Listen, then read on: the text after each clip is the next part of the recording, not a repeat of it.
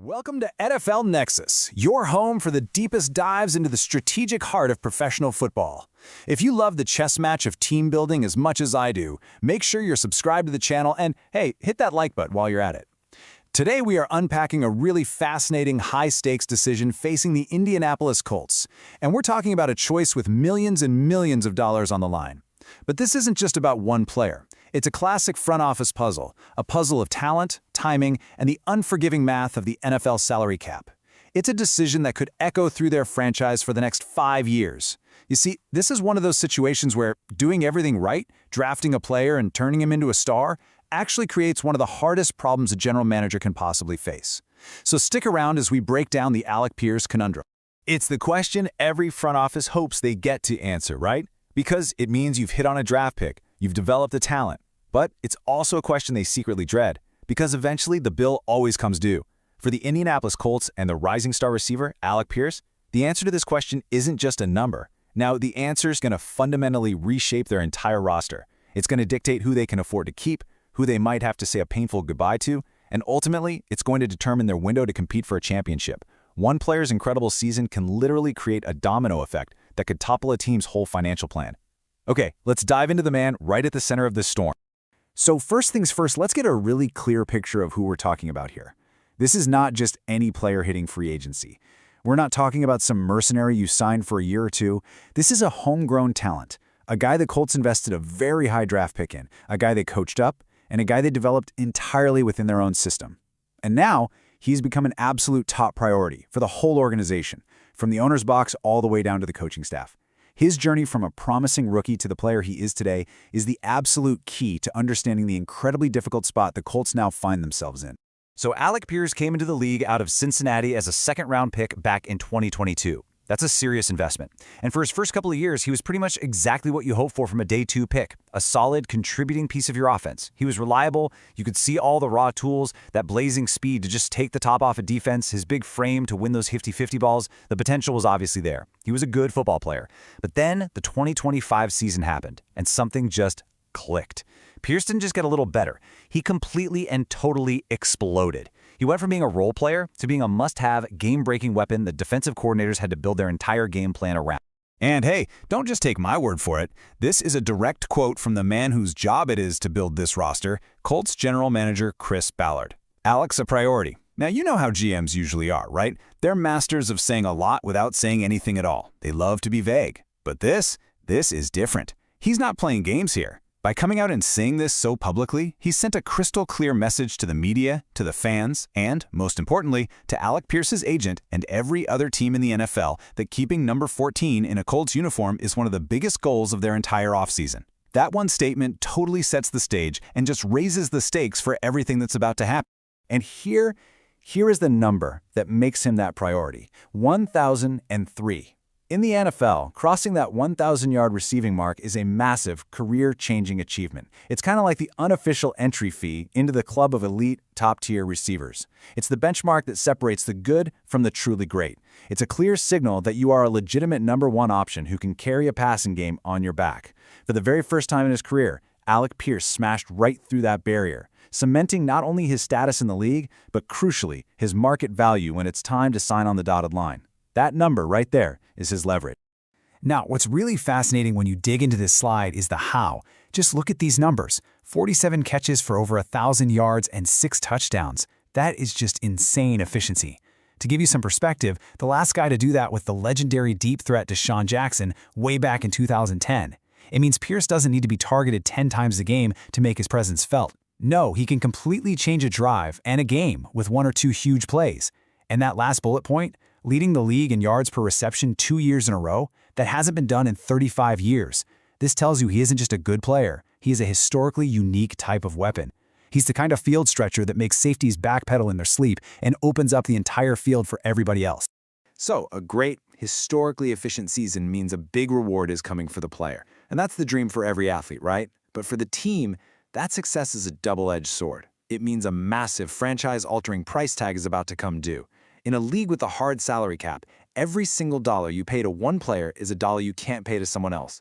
The Colts' big success story, the very thing they worked so hard to achieve, is about to get very, very expensive. And this This is the number that keeps general managers staring at the ceiling at 3 a.m. The contract experts over at SpotTrack project that Alec Pierce's next contract will be a 4-year deal worth just under $81 million. Let that sink in. That's an average of over $20 million per season.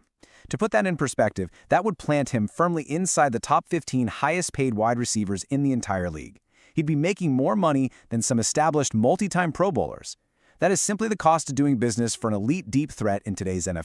So here's the crucial and kind of cruel part of this whole situation for the Colts. They did everything right. They scouted a player, they invested a high pick, and they patiently developed him into a star. But his reward for all that is hitting the open market at the absolute peak of his value. So now the Colts have to get into a bidding war against every other team in the league that needs a receiver. And all of those teams have seen what he can do and are ready to write a huge check to add that kind of firepower to their offense. The Colts don't get a hometown discount for having raised him. Now, if you think that's complicated enough, well, buckle up, because paying Alec Pierce is not a decision that happens in a nice, neat little vacuum. Oh no. Every major contract in the NFL creates a ripple effect across the whole roster, and in this case, that effect starts with the most important and by far the most expensive position in all of sports, the quarterback. You see, the Colts have another huge free agent decision on their plate, and this one involves their quarterback, Daniel Jones. Before he went down with a devastating Achilles tear, Jones was playing like a true franchise QB. He was leading the team, he looked sharp, and he had a fantastic connection with Pierce on those deep balls. The whole offense was just humming. But that injury, it changes everything. An Achilles tear is one of the toughest injuries for any athlete to come back from, but for a quarterback, it can be a career wrecker. It can just sap the power from their legs, affecting their throw. It introduces a massive, multi-million-dollar question mark. So what on earth do you do with a player like that? You can't, in good conscience, commit to a massive long-term deal worth over $150 million when a player is coming off that specific injury. The risk is just way too high. But at the same time, you can't just let a potential franchise QB walk away for nothing. The most logical play here, and the one most teams make, is to use the franchise tag. It's essentially a 1-year, very expensive prove-it deal. It gives the Colts another full season to see if Jones is healthy and can still play at a high level. For the player, it's not perfect, no long-term security, but it guarantees them a huge payday for 1 season. But here's the catch. That convenient little management tool, it is incredibly expensive. The projected cost for the quarterback franchise tag this season is going to be somewhere around $46 to $47 million. Let me say that again. Almost $50 million of your total salary cap, your whole budget for 53 players, tied up in one guy for 1 season.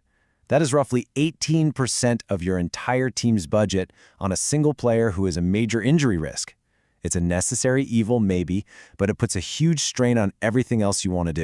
And this is where the puzzle pieces all crash together and the math just gets brutal. When you take Daniel Jones' franchise tag number, let's call it $46.5 million, and you add Alec Pierce's new contract, which is going to average over $20 million a year, you're suddenly looking at dedicating around $67 million of your cap space to just 2 players in your passing game. That is over a quarter of your entire budget for a quarterback and 1 receiver. All of a sudden, your salary cap doesn't just look tight, it looks like it's about to burst at the seams. And that's one you can't use on an offensive lineman, a pass rusher, or a cornerback. This kind of immense financial pressure forces a really tough and very public question. If you absolutely have to sign Pierce, but your budget is getting strangled by the quarterback situation, where does the money come from? It has to come from somewhere. And the answer, more often than not, means making a heartbreaking choice somewhere else on the roster. It's the classic robbing Peter to pay Paul scenario, and it leads the Colts to a solution that, for many fans, might seem unthinkable. And this slide right here illustrates the core strategic choice perfectly. Let's compare Alec Pierce to the team's other top receiver, the veteran Michael Pittman Jr. They're 2 very different players, but both are valuable. You've got Pierce, the explosive vertical threat, the home run hitter who can score from anywhere. Then you have Pittman, the reliable possession receiver, the guy who moves the chains on 3rd and 7 with tough catches over the middle. In this equation, Pierce is the ascending star with the sky-high ceiling, while Pittman is seen as the good, respected, but maybe not game-breaking veteran. Now look at the contract numbers, because this is where the business of the NFL gets absolutely ruthless. Pittman is scheduled to have a cap hit of $29 million this season. But here's the critical detail.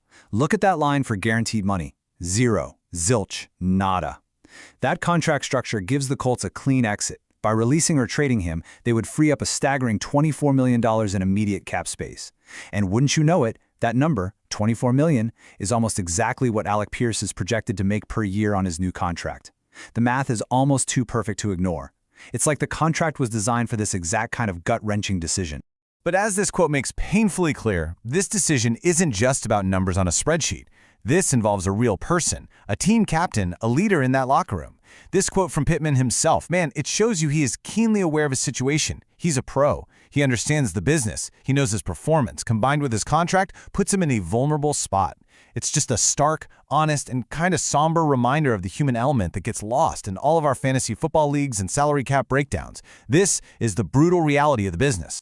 So after all the analysis, all the projections, and all the financial gymnastics, this entire complex situation lands squarely on the desk of one man, General Manager Chris Ballard. In the NFL, the GM is the architect. He gets the praise when things go right, and he gets all the blame when they go wrong. He is now faced with what is absolutely a career-defining choice for himself, and without a doubt, a franchise-altering one for the Indianapolis Colts. Now, when you really boil it all down, it comes to two very clear but incredibly difficult paths forward. Path number one, you go all in on the future.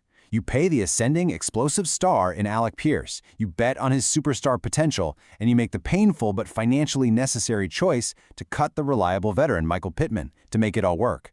Or you choose path number two.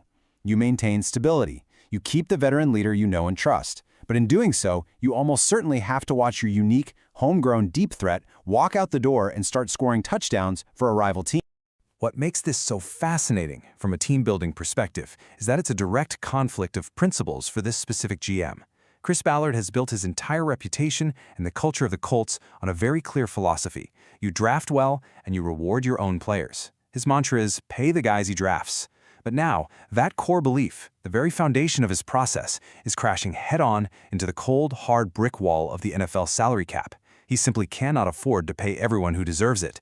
It's that classic, unwinnable battle between loyalty to your guys and the ruthless math required to build a champion. And that is the multi-million-dollar question this whole thing comes down to. Do you bet on the spectacular, explosive future of a player who can win you a game on a single play, even if it means sacrificing a consistent known quantity in the present? It's a gamble between potential and production, between the future and the now. The decision the Colts make is going to define their offense, their locker room, and their chances to win for years to come. So I want to turn it over to you. What would you do if you were in the GM's chair? Let me know your choice down in the comments below. Thanks for watching this breakdown here on NFL Nexus. If you enjoyed it, please do me a huge favor and hit that like button, and definitely subscribe for more deep dives. And don't forget, you can help support the channel by purchasing our fun NFL-themed coloring books. They're perfect for kids, grandkids, and hey, even for adults. You can find them using the link in the description or by scanning the QR code right here on your screen. We'll see you next time.